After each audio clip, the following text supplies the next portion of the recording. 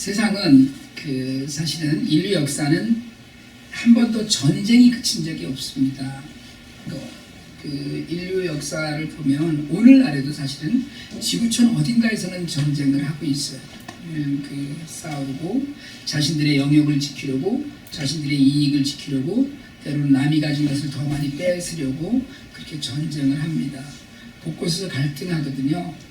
자유민주주의 체제에서는 정파별로 이익에 따라서 반목합니다. 근데 사회주의나 일당 독재 안에도 사실은 갈등이 있어요. 민족끼리, 나라끼리, 아니면 인종끼리 이렇게 다 나뉘고 싸웁니다. 한국에서는 어제 엄청난 사람들이 모여서 검찰을 향해서 손가락질하고 개혁을 외쳤다고 그러더라고요.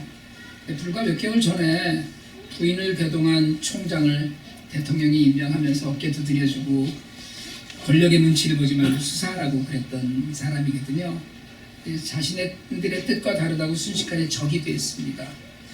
어제 대모한 근처에 교회가 있으신 목사님 연락 왔었는데, 한쪽에서는 좌파 집회, 한쪽에서는 우파 집회, 그리고 한쪽에서는 축제를 했답니다. 이게 이렇게 한심한 나라가 있나 싶은, 눈물 난다고 그러시더라고요. 이게 무슨 나라냐라는 그런 한탄을 하기도 합니다. 미국은 요즘 아주 드라마틱해져 가고 있죠. 다른 나라 대통령한테 정치적 경쟁자의 뒷조사를 은밀히 부탁했다가 들통이 나서 탄핵 절차에 돌입했는데, 좀 심각해지는 건 찬성하는 비율이 자꾸 높아지고 있다는 거예요. 이게 전부 갈등의 문제입니다. 총칼 없는 전쟁이죠. 절대로 하나가 될 수 없는 그런 자기 유익에 관한 문제이기도 하고요. 그러니까 우리 집사님 기도에서도 간절히 기도해 주셨는데, IT에서는 대통령 하야를 부르짖으면서 폭력과 약탈, 방화 시위가 계속되고 있습니다. 현 대통령 하야를 주장하는데 지금 대통령은 하야를 거부하고 있고요. 가스 공급이 안 된 지가 지금 거의 한 달째 돼가고 있고요. 식량도 다 떨어져 있습니다. 지금 사실은 IT가 굉장히 심각하거든요. 심지어는 데모하는데 보니까 야당 측에서 이렇게 사람들 봉투 나눠주고 있더라고요. 그러니까 동원하고 있는 거죠. 그래서 IT는 사실은 해 떨어지면 데모가 없습니다. 퇴근해야 되기 때문에 돈 받은 만큼만 한다 이러는데, 요즘은 시장 상황이 굉장히 심각한 것 같고요. 며칠 전에는 목요일 날인가는 상원의원 한 사람이 의사당 밖에서 총을 쏴갖고 경비하고 기자 한 사람이 부상 입는 사건이 발생을 해서 과격 시위에 기름을 붓는 결과를 가져오기도 했습니다. 우리가 그냥 이렇게 간단히 얘기하는 정도가 아니고요.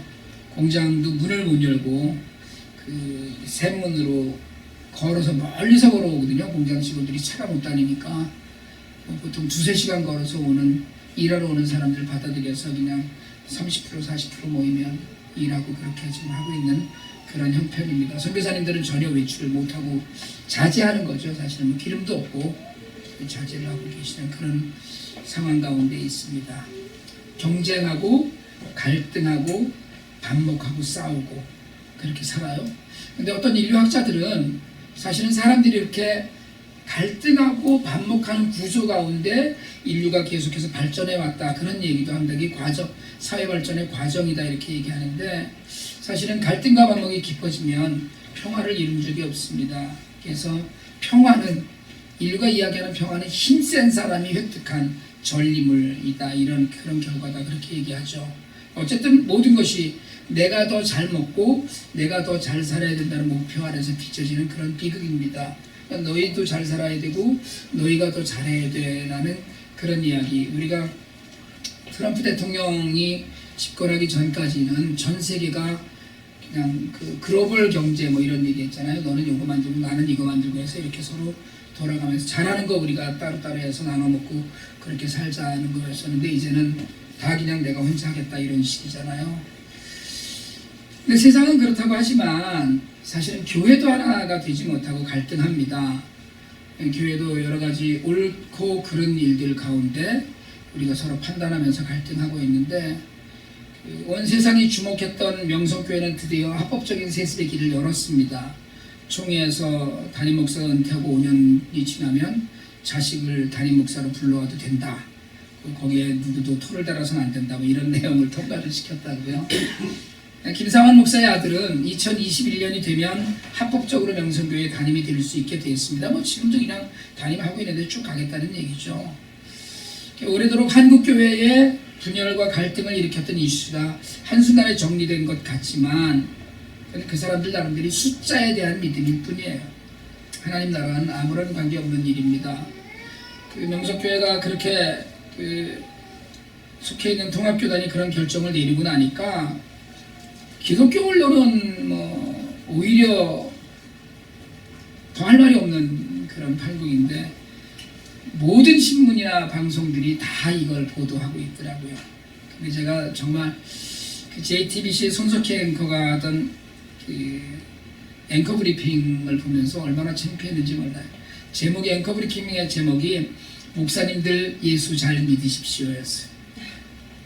한경직 목사의 말을 빌어서 그 제목으로 앵커 브리핑을 내보냈는데 그거 보는 동안에 얼마나 창피했는지 모릅니다. 혼자서 유튜브 뉴스를 보고 있는데도 얼굴이 화끈거려 갖고요. 여러분 제가 늘 말씀드리지만 정말 천국에 가서 예수님 얼굴은 똑바로 뵐 수 있을까 하는 것이 늘 고민이에요. 진짜 마음 안에 우리가 이렇게 살고 있다가 구원의 확신 있고 또 주님이 우리를 구원하셨다는 그런 믿음이 우리한테 분명히 있지만 그래서 천국을 간들 정말 그것이 기쁨이고 영광이고 하나님의 은혜라고 하지만 정말 기쁨이고 영광일 수만 있겠는가 두려워해야 되는데 여러분 하나님이 만만한 분이 아닙니다. 그냥 두려워하지 않아요. 그러니까 결국은 자신의 이익을 따라서 입장이 달라지고 생각이 바뀌는 거예요. 성경을 뭐 여당이 야당일 때 생각들이 다 완전히 바뀌거든요. 김상환 목사는 자신이 썼던 책에서 그런 얘기 했었어요. 대형교회 세습은 하나님 앞에서 큰 문제가 있는 것이라고. 근데 자신이 그 시간이 되니까 얼른 아들 데려다 앉혀놓고 한국교회를 나락으로 밀어넣었어요. 정말 한국교회는 나락으로 밀어넣어졌습니다. 통합교단 숫자가 17만 명이 줄었다고 그러던데 지난 1년간 앞으로 5, 60만 명 주는 건 문제도 아닐 거라는 생각을 합니다. 신앙의 그런 삶에서만이 아니고 사람들은 여러분 모여 살면 늘 갈등합니다. 사실은 다 같이 살면서도 늘 생각이 다른 거거든요. 그러니까 저희 집사람은 하얀 차가 좋다고 그러는데 저는 회색이나 이렇게 좀 진한 차가 더 좋거든요. 저희 집사람은 2층 집이 더 좋다고 그래요. 아파트가 강변이 보이는 아파트를 부러워하고 저는 1층 집이 굉장히 좋거든요. 2층 오르락내리락 하려고 하면 무릎 아픕니다. 나중에 시간 지나면. 사람 사이 생각이 다 다른 거 달라요. 근데 사람과 사람 사이만이 아니고 사실은 나 혼자도 늘 갈등하잖아요. 이걸 할까 말까, 이쪽으로 할까, 이런 걸 할까. 우리 금요일 저녁에 청년들 성경 공부에서 가능하지 말라는 10계명 갖고 얘기했지만 인간 안에 있는 욕망 때문에 스트레스를 받고 갈등하고 그렇게 삽니다. 그런 가운데 우리는 늘 두 가지 선택해야 되는 일들 가운데 하나가 되지 못하는 경우가 많아요. 근데 여러분 하나님은 천지를 창조하실 때 우리가 우리의 형상으로라고 이야기하셨어요. 세 분 하나님이 삼위일체 하나님이 한 뜻이 되어서 세상을 만드셨거든요. 그래서 우리라는 단어가 굉장히 중요한 건 나라는 단어와 전혀 달리 우리라는 말은 굉장히 큰 뜻을 품고 있습니다. 공존한다는 뜻이 있고요. 그리고 함께한다는 그 대외적인 선언이 있어요. 우리는 이렇게 생각해라는 건 내 편이 있다는 거예요. 많이. 그리고 우리가 하나가 되어 있다는 뜻이죠. 그러니까 세 분 하나님이 사람을 만드시고 참 좋다, 심히 좋다고 하셨거든요. 그러니까 하나님은 함께 사는 것, 같이 사는 걸 바라셨어요. 그러니까 남자 여자를 창조하시고 가정을 만들어 주셨거든요. 그러니까 하나님의 세상에는 갈등이 없습니다. 그런데 사람이 죄 가운데서 갈등하고 분쟁하고 전쟁하고 평화가 멀어졌어요. 오죽하면 힘이 평화라고 그러잖아요. 요즘은 여러분 그 평화를 유지하려면 무기가 많아야 됩니다. 군대가 많아야 되고 그러니까 힘이 평화를 유지하는 그런 세상이 됐어요. 그런 가운데 오늘 성경은 창조의 원리를 닮아서 이렇게 이야기합니다. 복되도다 화평을 이루는 사람들은 하나님의 자녀라고 일컬음을 받을 것이기 때문이다. 성경이 하나님의 속성을 그 히브리어로 일컫는 단어 중에 가장 중요한 단어의 하나가 샬롬입니다. 하나님 화평이에요. 그러니까 하나님의 정체성을 일컬을 때 샬롬 하나님이라고 이야기해요. 예수님이 이 땅에 오신 이유도 화평 때문이었어요. 예수님은 다른 이유 때문에 오신 게 아니에요. 화평하게 하기 위해서 오셨어요. 화평은 우리가 한국말로는 그냥 화평, 평안, 평강, 평화 다 같은 단어로 번역이 되는 거고요.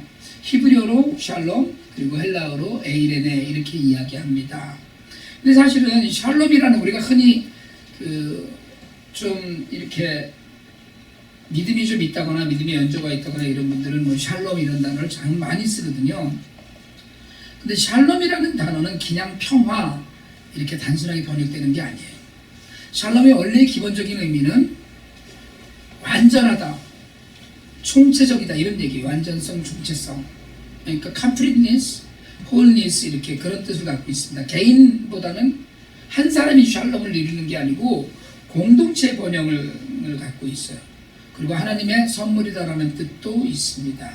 근데 같은 단어인 에이레네는 샬롬과 유사한 의미를 갖고 있어요. 이 안에는 복지, 번영, 구원의 뜻도 있고요. 이 구원의 뜻이 있다는 것이 중요합니다. 그리고 인사, 기원, 축복의 뜻도 있어요. 그러니까 샬롬이나 에이레네가 같은 뜻을 갖고 있는데 또 하나 더 중요한 것은 전쟁의 반대말로도 쓰인다는 거예요. 이게 성경에서 찾아보면 전쟁의 반대말로 샬롬이 쓰입니다.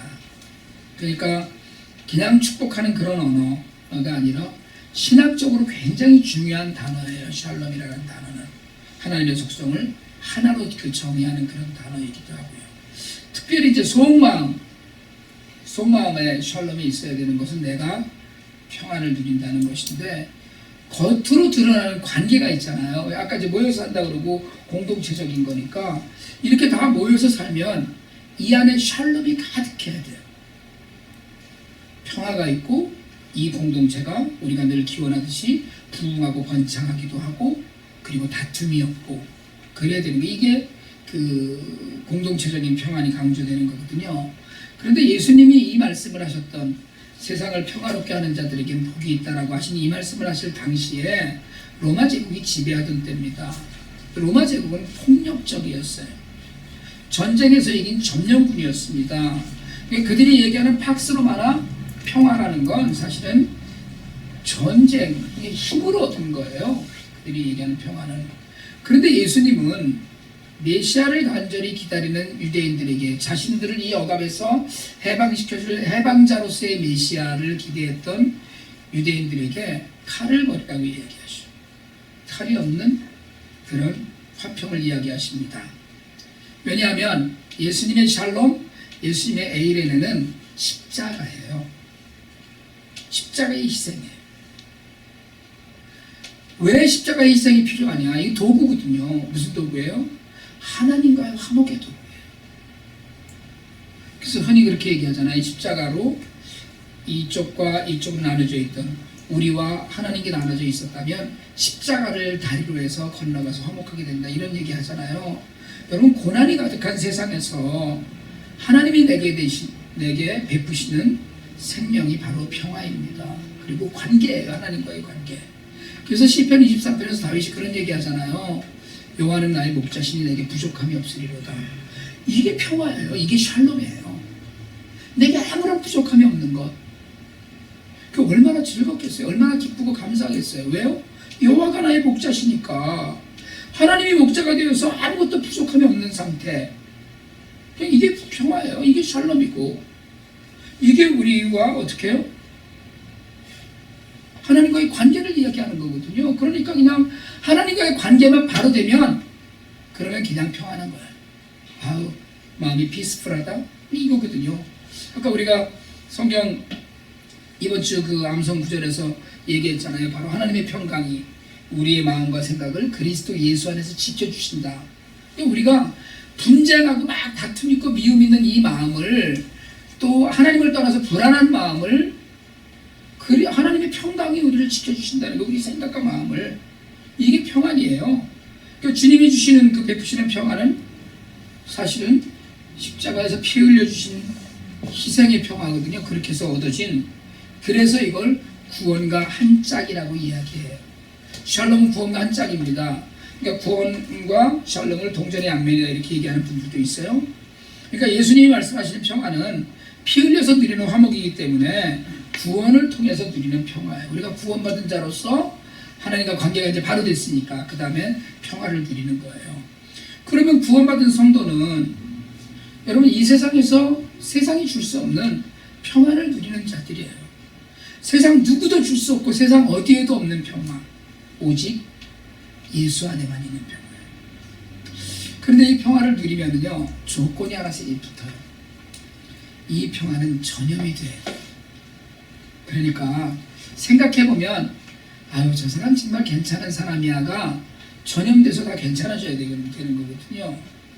예수님이 이 땅에 오신 것도 우리를 하나님과 화목하게 하려고 오셨는데 우리가 하나님과 화목해져서 좋아, 너무 좋아 이거에서 끝나는 게 아니라는 거예요. 그러니까 화평의 자리에서 예수님은 우리를 구원과 은혜의 자리로 이끄셨는데 그 다음에는 우리가 남들을 화평하게 하는, 다른 사람에게 우리가 누리는 이 화평이 전해져야 되는 거예요. 하나님과 내가 화목해졌으니까. 여러분 세상은 사실은요 세상과 불화하는 사람, 다른 사람들과 화목하지 못한 사람들이 얼마나 많은지 모릅니다. 사실은 구원받았다는 우리도, 하나님과 화목하게 됐다는 우리도 사실은 사람들과 반목하고 미워하고 그러고 살아요. 다투고 큰소리 내기도 하고. 그렇지만 적어도 구원의 은혜를 누리는 사람은 이웃을 보면서 긍휼력이라고 그랬잖아요. 그러니까 다른 사람을 보면서 긍휼한 마음과 온유한 마음으로 다른 사람을 볼 때 저 사람도 샬롬의 평화를 누리면 좋겠다 이런 생각을 하고 있어야 된다는 거예요. 우리도 전에는 죄인이었잖아요. 우리도 전에는 하나님과 화목하지 못했잖아요. 우리도 전에는 하나님과 원수 사이였습니다. 그랬던 우리가 변화됐다면 그 변화의 열매는 다른 이들에게 돌아가야 된다는 거예요. 고린도후서 5장 17절에서 19절입니다. 하나님이 이렇게 이야기하셔요. 우리 한번 같이 한번 읽읍시다. 시작. 그런즉 누구든지 그리스도 안에 있으면 새로운 피조물이라 이전 것은 지나갔으니 보라 새 것이 되었도다. 모든 것이 하나님께로서 났으며 그가 그리스도로 말미암아 우리를 자기와 화목하게 하시고 또 우리에게 화목하게 하는 직분을 주셨으니, 여기서 잠깐요 18절에 마지막에 뭐라고 그랬어요? 우리에게 화목하게 하는 직분을 주셨다는 거예요. 우리 모두가 직분자예요. 어떤 직분자? 화목하게 하는 직분자. 19절입니다. 같이 읽습니다. 곧 하나님께서 그리스도 안에 계시사 세상을 자기와 화목하게 하시며 그들의 죄를 그들에게 돌리지 아니하시고 화목하게 하는 말씀을 우리에게 부탁하셨느니라. 그럼 우리가 십자가 구원의 은혜로 구원을 받았거든요.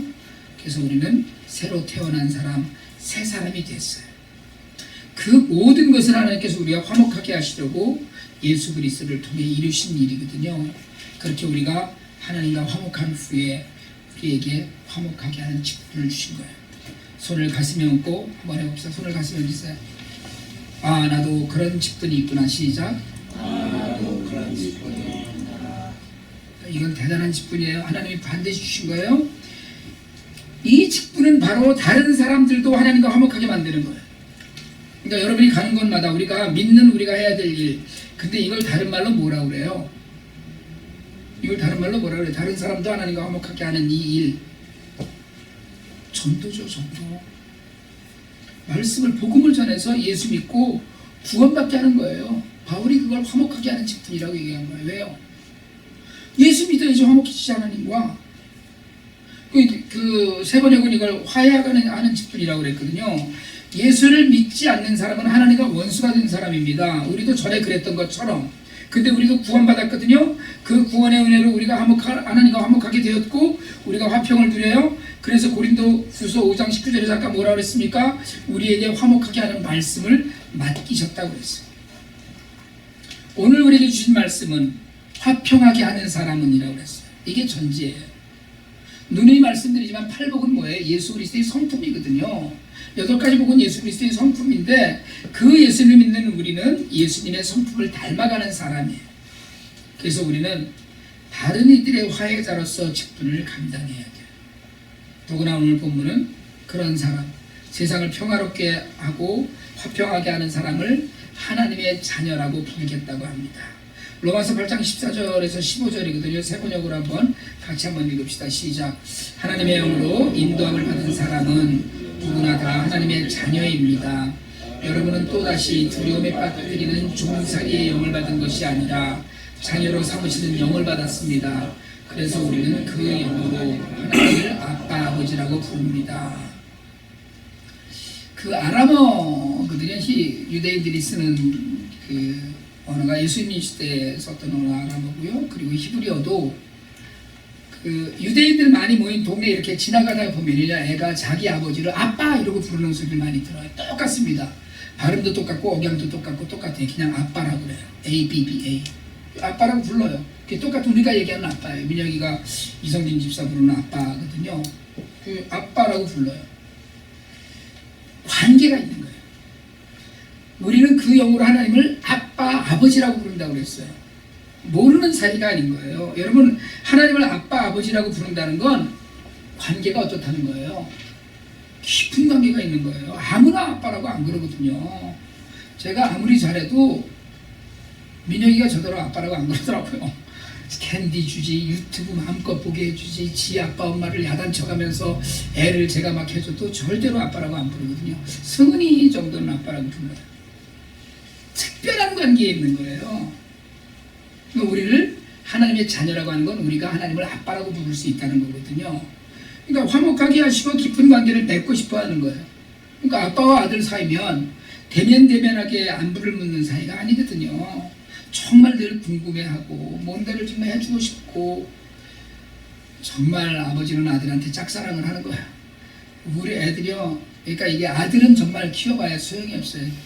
이성진 집사님이나 연수자매 뭐 이렇게 기쁨 속에 잘할 필요 없어요. 애들한테 잘하지 마세요. 사내놈들한테는 절대 잘할 거 없습니다. 남자애들한테는 뭐 아빠하고 뭐 아까도 뭐 찬양하는데 쫓아나와서 뭐 해달라고 그래봐야 다 소용없어요. 그때는 아무 소용없는 거예요.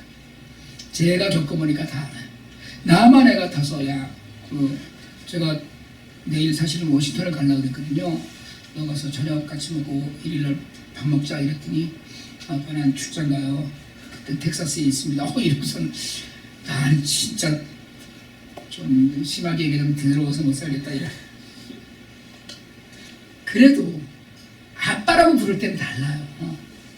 의존적이고 의지하고 베풀고 싶고 주고 싶은 거거든요. 그러니까 그 자녀는 어떤 일을 해야 되는 거냐. 예수님 뭐라 그러셨어요?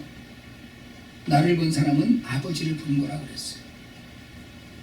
아들을 보면 아버지 안다고 민혁이 하는 걸 보면 근데 애들은 또 잘하더라고요. 사실은 서정이를 보면 부모님보다는 훨씬 낫지 않을까 뭐 이런 생각이 들기는 하거든요.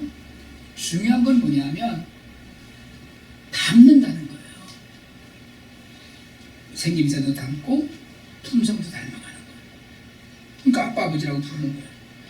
세상에 평화를 가져다 주는 사람, 다툼이 있고 분쟁이 있고 아픔이 있는 곳을 치유하고 화해시키고 화목하게 하는 사람, 그게 하나님의 자녀라고 부르는 사람이에요. 그러려면 여러분 먼저는 우리가 자신의 갈등을 다스릴 수 있어야 됩니다. 사람 생각하는 존재거든요. 그래서 옆에 사람하고 싸우는 건 둘째 문제예요. 내 스스로의 욕망을 다스리고 내 안에 있는 갈등을 다스릴 수 있어야 돼. 이게 말씀이 들어가지 않으면 바른 방향으로 가지 않습니다. 예수 그리스도가 아니면 샬롬과는 거리가 먼 삶을 살아요. 자신과의 싸움에서 이겨야 되거든요. 지금 그 화성 연쇄살인 범인이 뭐 30년 만에 드러났다 이래서 막 한국이 시끄럽더라고요. 근데 그때 또 연쇄살인의 대가 그러면 유영철인가 하는 사람이 있잖아요. 감옥에 있는 사람인데 그 사람이 그런 얘기 했더라고요. 화성 연쇄살인이 어느 해인가 끝나고 나서 계속 몇 년이 그런 일이 없으니까 그 사람이 그런 얘기를 했더라고요. 범인이 죽었거나 감옥에 있거나 둘 중에 하나다. 이게 아는 거예요. 자기도 그 연쇄살인을 해왔던 그 범인이라서 아는 게 뭐냐면 충동이 있기 때문에 1년이건 뭐 2년이건 만에 한 번씩은 사람을 해치는 거예요. 이 욕망을 누르지 못하는 거예요. 이거를. 여러분, 인간 안에 다 늘 나쁜 것만 들어있지 않습니다. 그렇다고 해서 좋은 것만 있지도 않아요. 그걸 말씀으로 다스리고 성령의 인도함을 받아서 바른 길로 가는 결정을 우리가 갈등 속에서 늘 내릴 수 있어야 돼요. 예수님 외에는 이런 진정한 화평, 진정한 평안을 주실 수 없습니다. 그러니까 때로 자신의 내면에 갈등이 있을 때 말씀을 묵상하면서 성령의 힘으로 바른 길로 가는 결단, 여러분 이런 결단이 있으시길 바랍니다. 진정한 평안은 예수님 외에는 없어요. 그러니까 그런 평안을 누리시길 바랍니다. 내가 평안을 누린 후에 가족과 이웃과 화목해야 돼요. 여러분 굉장히 중요합니다. 뭐 아까 우리 그 어제 아모스서 이야기도 하고 했지만 마태복음 5장 23절 24절을 한번 같이 한번 읽을까요? 세 번역입니다. 시작. 그러므로 내가 제단에 제물을 드리려고 하다가 내 형제나 자매가 내게 어떤 원한을 품고 있다는 생각이 나거든 너는 그 제물을 제단 앞에 놓아두고 먼저 가서 내 형제나 자매와 화해하여라. 그런 다음에 돌아와서 제물을 드려라. 여러분 살면서 제일 많이 싸운 사람이 누군지 아세요? 형제예요. 가까이 있는 사람하고 싸웁니다. 제일 많이 다투고 제일 많이 반목하고 갈등하는 공동체가 가족이거든요. 가족 왜? 제일 많이 같이 있으니까. 근데 예배 드리러 왔는데 아직 화해하지 않은 형제 일이 생각나면 제물을 놔두고 먼저 가서 화해하고 오라고 그랬어요. 전에 제가 여러 차례 말씀드렸는데 아미시 마을에 아미시들은 1년에 2차례 성찬을 하는데 성찬을 연기할 때가 있어요. 이번 주에 성찬합니다 그랬는데 다른 사람이 와서 일주일만 연기해 주십시오. 그럼 연기해 줘요. 왜요? 내가 이 사람이랑 싸웠었는데 이게 해결이 안 된 거야. 해결해야 되는데 해결 못하고 있는 거예요. 그러면 이걸 해결한 후에 성찬에 참여하겠다는 거예요. 예배를 옳게 드리기 위해서요. 화해는. 하나님은 남들이랑 막 싸우고 와서 여기 앉아있는 사람의 예배는 안 받으시죠. 절대로 안 받으십니다. 샬롬이 하나님의 진실한 속성이기 때문에 화목하지 않은 마음으로 다투고 화해하지 않는, 여러분 다툴 수 있습니다. 분노는 자연스러운 감정이에요. 이게 분이 없다 이러면 나는 절대로 화가 안 나 이러면 생각을 한번 해보세요. 어디가 고장난 거예요. 그건 잘못된 거예요. 약간 맛이 같거나 천국에 가까워진 사람인 거예요. 그러면 예수님도 분노를 내셨잖아요. 뭐 상소리를 막 하시더라고. 욕을. 사람 화도 내고 분노를 합니다. 그런데 분노를 마음에 품고 있으면 손해봐요. 마귀가 가장 좋아하는 우리의 상태가 분노를 품고 있는 거거든요. 그래서 그 에베소서에서는 그런 얘기예요. 분을 내어도 죄를 짓지 말고 해가 지도록 분을 품지 말고 마귀에게 틈을 주지 말라고 그랬어요. 분노는 낼 수 있는 거예요. 그러나 그걸 길게 갖고 있지 말라는 거예요. 그러니까 오늘 마태복음에서 형제나 자매에게 원한을 품은 게 생각나거든. 또는 그 형제나 자매가 나한테 원한을 품고 있다는 게 생각나거든. 가서 화해하고 오라는 거예요. 그러니까 여러분 형제나 가족, 가까운 이웃과의 관계를 한 박자 쉬는 게 중요합니다. 숨을 크게 쉬고 샬롬이 깨질 것 같으면 다음날 얼굴 보자고 하는 게 좋아요. 혹시 제가 오늘이라도 집사님 내일 밥 먹읍시다 이러면 내가 화가 많이 났다고 생각을 하셔요. 이제 왜냐면 지금 얘기하면 성질을 팍 낼 것 같으니까 내일 얘기하자는 거거든요. 근데 내일 가면 어떻게 돼요? 그냥 밥 사주고 마는 거예요. 분노가 그렇게 오래 가지 않습니다. 하루를 지나고 나면 이해가 다 돼요. 이해가 다 되는 거예요. 그러다 보면 잊어버려요. 사람은 있잖아요. 화가 날 일이 있지만 또는 혹시 그게 그렇지 않더라도 조리 있게 조근조근 따질 수 있어요. 그러니까 호흡을 한 박자 쉬는 일, 샬롬을 드리는 거예요. 그러니까 분노를 화난다고 해서 그걸 무조건 참지 마시고요. 화병 생깁니다. 머리털 빠지고 그걸 무조건 참지 말고 그걸 슬기롭게 푸는 일. 그러니까 누구든 나한테 화낼 수 있어요. 그렇게 자신이 스스로 평안 가운데 머물면서 형제자매, 가까운 이웃, 성도끼리도 그렇죠. 그렇게 해서 화목하게 되면 세상은 우리가 앉아있는 자리에서 파장이 날 거예요. 변화할 거예요. 여러분, 참된 행복은 돈이 많아서 갖는 게 아닙니다. 예수 안에서 누리는 행복은 건강하기 때문에 누리는 게 아니에요. 우리에게 행복은 오직 하나예요. 그냥 조건이 딱 하나입니다. 예수님 때문에 누리는. 돈으로 얻은 행복이야. 돈 요즘 돈 너무 잘 벌려서 행복해. 그러면 돈 안 벌리면 사라지잖아요. 건강, 나는 진짜 건강해. 얼마나 좋은지 몰라. 그러다가 건강 잃으면 사라져요. 애들이 뭐 맨날 승승장구하고 좋은 학교만 가고 애들이 다 늘 성공합니까? 근데 애들이 성공하는 것 때문에 막 동네방네 다니면서 그러다 보면 사실은 더 다 큰 것 앞에서는 불행해질 수 있어요. 그러나 예수 안에서 누리는 행복은 하나님과의 화목한 관계 안에서 주어지는 거기 때문에 그걸 참 행복이라고 합니다. 여러분, 세상의 평화를 위해서 일하는 여러분이 되시길 바랍니다. 그 평화는 전쟁터 한복판에 가서 전쟁을 중지하겠다 이것이 아니에요. 여러분이 사는 곳, 여러분의 가정, 교회, 직장, 학교에서 여러분 때문에 사람들이 서로 화목해지는 그런 장소가 되길 바랍니다. 그리고 우리 주변에 예수님을 모르는 사람들도 우리 때문에 하나님과 화목하게 되는 날이 오길 바랍니다.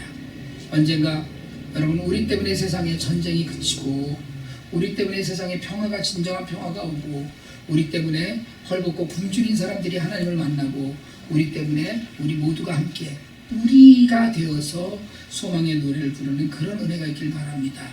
내 내면의 갈등도 성령님과 함께 화평을 누리게 되고 내가 있는 자리 주변이 샬롬으로 가득한 날이 되면 말씀이 그러하듯이 우리가 하나님의 자녀로서, 여러분, 하나님의 자녀로서 어떻게 돼요?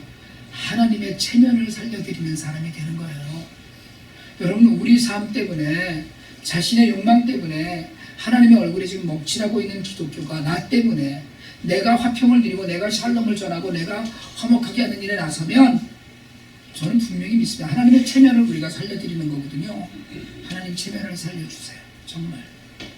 요즘 그러잖아요. 이거 예수 믿는 것들이야?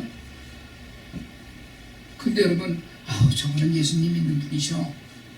뉘앙스가 다르잖아요. 그런 말을 들어야 되거든요. 바라기는 너희 아버지 누구시냐? 그 이야기를 들을 때 당신 정말 하나님의 패밀리군요 라는 이야기를 듣게 되길 바랍니다. 다툼과 분쟁이 있는 곳에서 향기를 내는 우리 모두가 될 수 있기를 주님의 이름으로 축복합니다.